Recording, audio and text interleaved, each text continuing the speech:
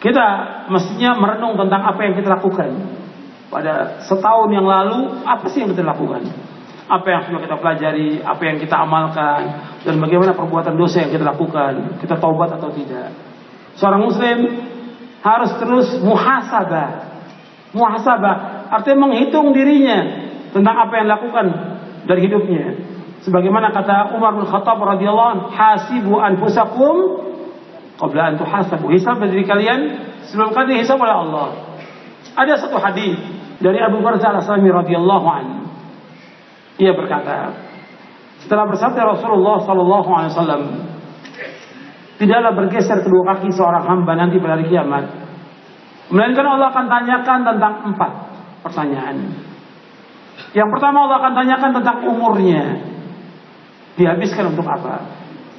Yang kedua, tentang ilmunya, diamalkan atau tidak. Yang ketiga, tentang harta, dari mana dia peroleh dan kemana dihabiskan.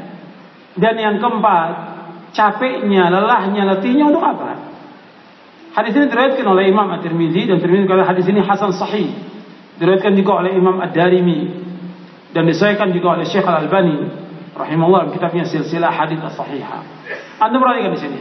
Nabi SAW menyebutkan dalam hadis ini ada 4 pertanyaan. Ini untuk semua, untuk saya dan untuk antum semuanya.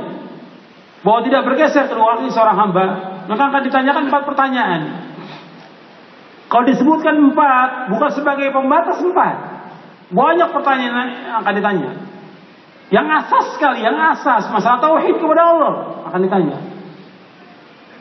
Yang kedua akan ditanya bagaimana kita mengikuti Rasulullah atau tidak. Itu yang asas sebelum pertanyaan-pertanyaan yang lain.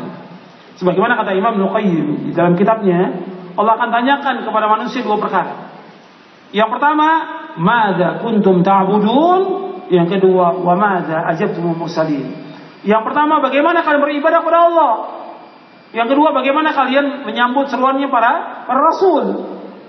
Arti yang pertama, bagaimana kalian mentauhidkan Allah? Yang kedua, bagaimana kalian, apakah kalian mengikuti Rasul atau tidak? Yang akan ditanya. Nah, kemudian ditambah lagi dengan pertanyaan yang lain. Di antaranya 4 pertanyaan ini sebagai renungan. Yang pertama, umur kita. Antum coba, umur ini antum habiskan untuk apa? Jadi umur itu dihabiskan untuk apa? Coba, selama berapa tahun antum ini hidup, dihabiskan buat apa? Ada yang habis buat makan, buat main, buat nonton, buat jalan-jalan, ya, buat olahraga, buat ngobrol, buat SMS, ya, buat segala macam, Facebook, chatting, segala macam sudah habis waktunya. Ditanya, buat apa waktunya? Apakah buat ibadah kepada Allah, buat ngaji, buat mengamalkan ilmu atau yang lain? Akan ditanya ini. Umurnya habis untuk apa? Coba antum renungkan. Kemudian yang kedua, ilmunya. Dia nuntut ilmu atau tidak, dan diamalkan atau tidak ilmu ini. Orang Islam harus nuntut ilmu, dan mesti nambah ilmu kita setiap hari, dan nambah iman kita, nambah ketakwaan kita kepada Allah. Mestinya demikian. Jangan tambah turun.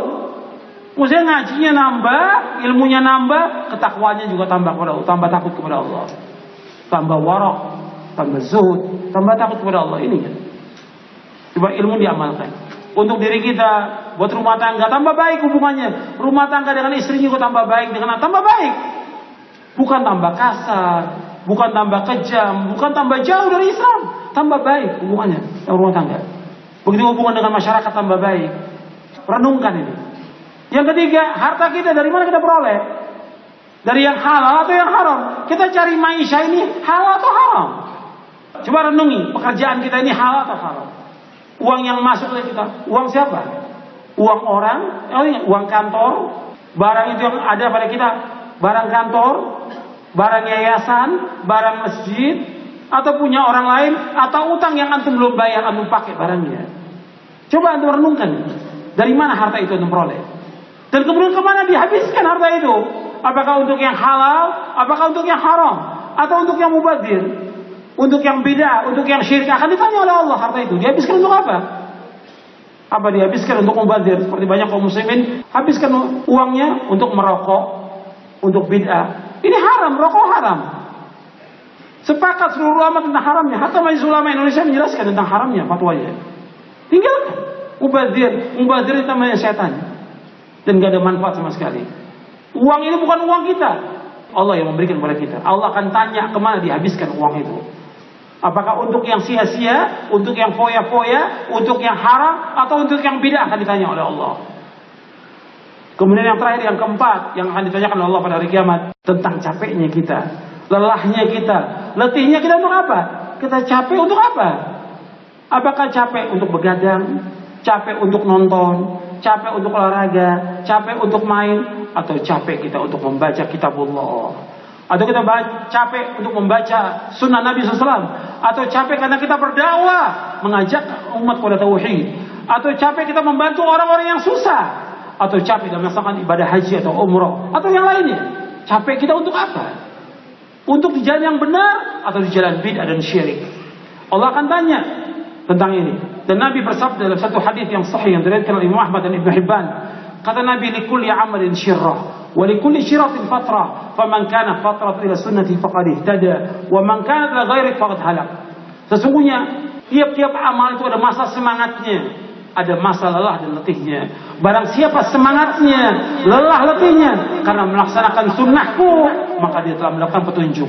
Dan barang siapa yang lelah letihnya semangatnya bukan karena sunnahku, maka dia telah binasa.